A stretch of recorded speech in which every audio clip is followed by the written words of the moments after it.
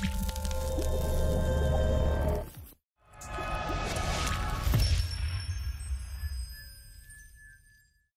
everybody, how's it going? Geoff Shackley here, drum instructor with Freeway Music. Today I am coming to you with another Latin American groove, the Bossa Nova, very popular Latin groove, Brazilian groove to be specific. The Bossa Nova originated roughly around the 50s and the 60s. That's when it started getting popular. Bossa Nova literally translated means like new wave. So it's like the new wave, the new trend, the cool new thing, because that's what it was at the time. And it's actually kind of funny. You guys might have actually heard of Bossa Nova before if you don't know what it is. If you've ever seen the Austin Powers movies, the theme song for the Austin Powers movies is called the New Wave Bossa Nova. And so that means that it is called the New Wave, New Wave. Who'da thunk? There's a joke in there somewhere, I'm sure, knowing Austin Powers. But today I just want to explore a little bit of what the Bossa Nova is, a couple different ways to play it, and then you can run wild with it and enjoy it as much as you like. So I think the good place to start with a Bossa Nova is the bass drum. Okay? The Bossa Nova, I look at it as a 2-bar pattern. So 1 and 2 and 3 and 4 and 1 and 2 and 3 and 4.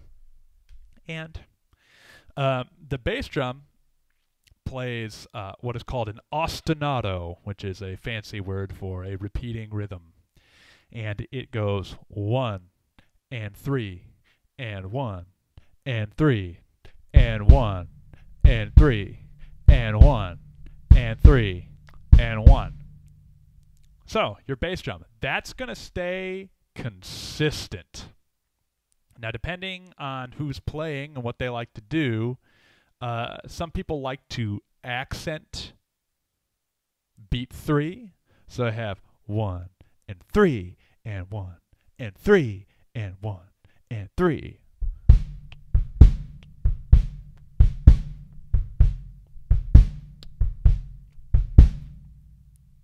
It has a cool feel to it. I suggest kind of playing around a little bit with both because it's good to have as many tools in your belt as you possibly can when you're a gigging musician. Now, we're going to go over a couple of different ways, different things that you can do with your hands, or I should say your timekeeping hand. We're going to start with the most basic one, though, which is just playing eighth notes on your hi-hat. So we know what eighth notes are. Let's add that in with the bass drum.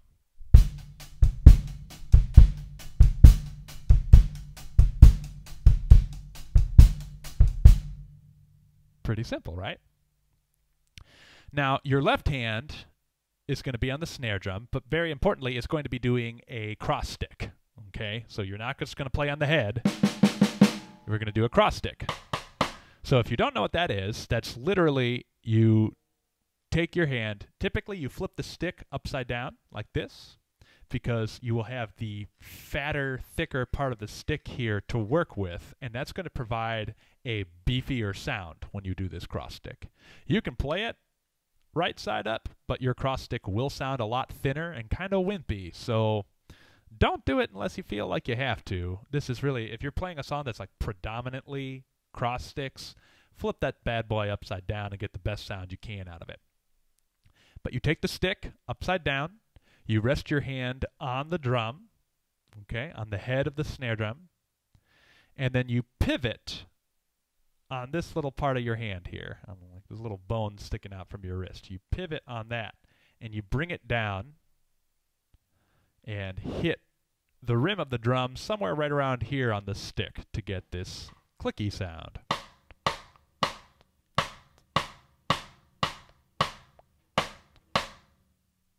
Okay? So that pattern that I just played, that's the first pattern that we're going to look at. We're just going to look at 2 today. That is called a clave. Clave is a rhythm. Fun fact, these rhythms are typically played by an instrument called the clave, which is just 2 pairs of thick little wooden sticks that you hit together that have a really high-pitched clicky sound. So when you're playing this on the drum set, it's kind of mimicking the actual clave instrument. This first pattern here, this is probably the most common Bossa Nova pattern, is first measure you have 1, the and of 2, and 4. So you have 3 hits on the first measure. 1 and 2 and 3 and 4 and. The second measure only has 2 hits. And that's going to be on 2 and the and of 3. 1 and 2 and 3 and 4 and. Okay, so the whole thing together, it's 1 and 2 and 3 and 4 and 1 and 2 and 3 and 4 and. Like this.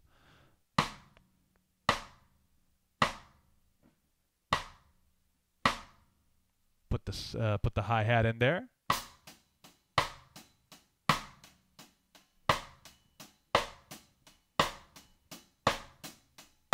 And now let's bring that bass drum back in.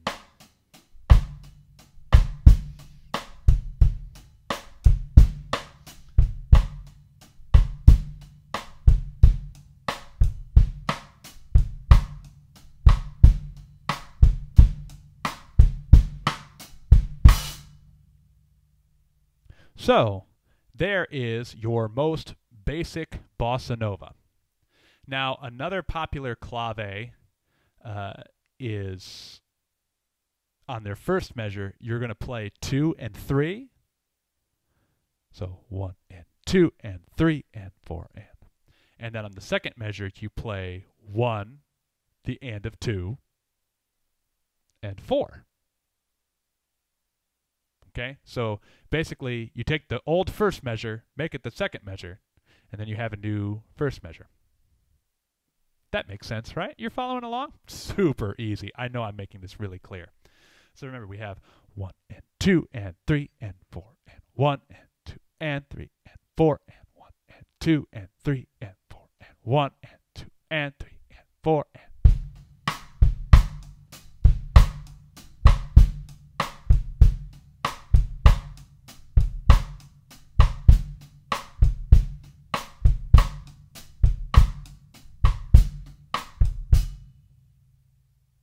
And then that one has a very popular variation where on the second measure, instead of playing 4, you play the and of 4.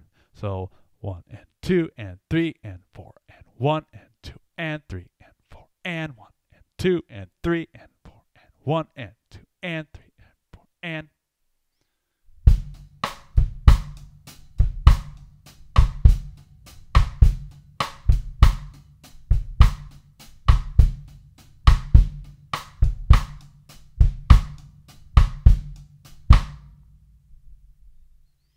So there are a couple of different claves that you can play over that Bossa Nova bass drum pattern. Now let's take a look at some other things that your right hand can do. Another very popular thing to do is move your right hand over to the ride cymbal, and that in and of itself is simple enough, right? Whoop, just you're playing the same thing on a different cymbal. But to add a little bit more movement, you can throw 2 and 4 over here on the hi-hat with your left foot.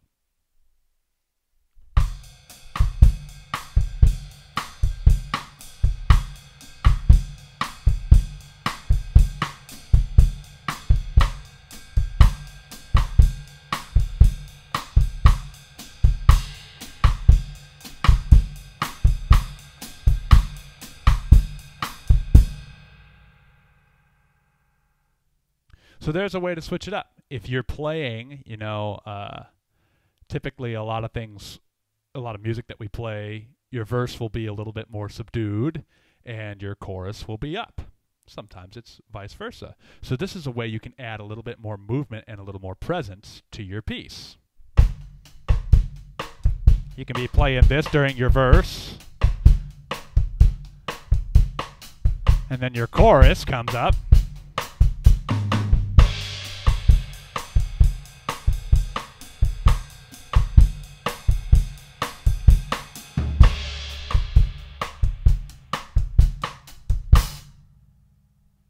So, a little bit of variation. Now, another fun one, I'll be honest, a lot of musicians that I've played with do not like hi-hat bossa nova. I really don't know why. I do, but some people don't. They want to hear something different. They think it's too blah, too normal, too straight ahead. They want to hear something different. They want a little more rhythm involved. So, here's where you can start to be creative.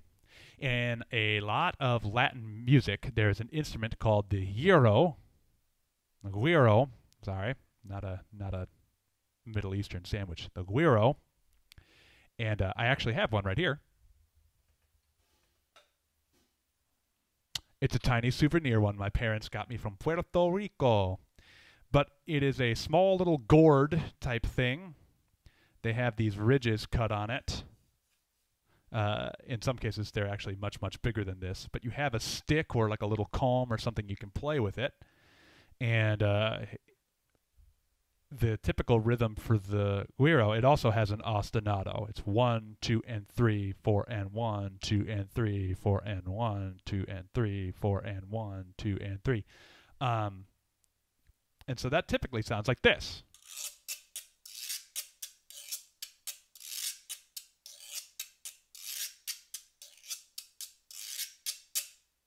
You'll notice that 1 and 3 are long, and then the 2 and the 4 and are short.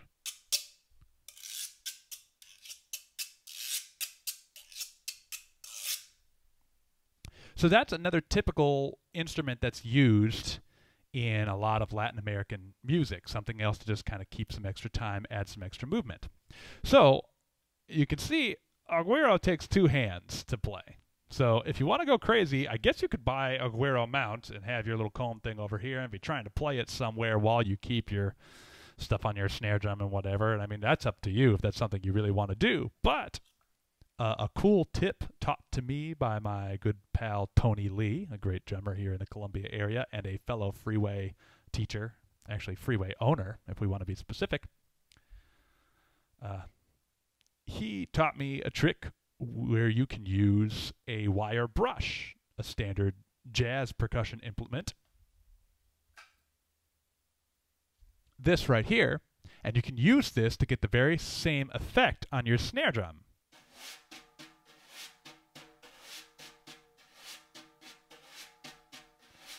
Sounds familiar, huh?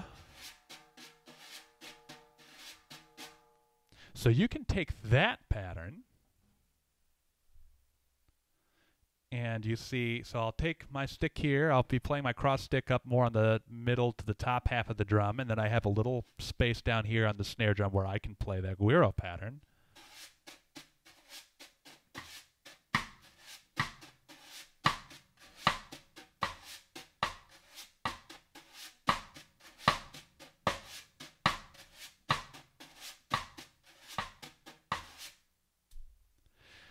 And then you can add your ostinato back in on the bass drum and go ahead just for fun. We can throw that 2 and 4 back in there on the hi-hat so we have lots of good movement going on. 1, 2, 3, 4.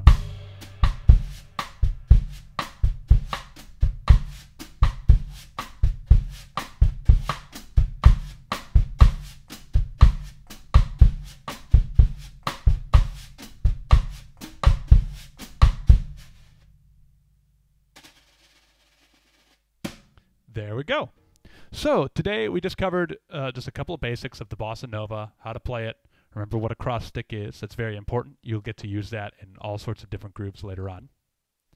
And I think we even discussed it one time in the advanced Sango pattern. But yeah, so we learned about the cross stick. We learned about the meaning of an ostinato. We learned that Bossa Nova means new wave, and Austin Powers has the new wave theme song. We learned a couple different clave patterns to play over the Bossa Nova and a couple of different things that you can do with your hands to help keep time and add or remove some feeling in the middle of a piece. So you can add that movement and not just have a stale, stagnant beat. So take this, run around with it, enjoy it, have a good time, find out other ways to make it your own. And as always, stay safe, have fun, practice with the metronome, and we will see you next time. Have a good week, everybody.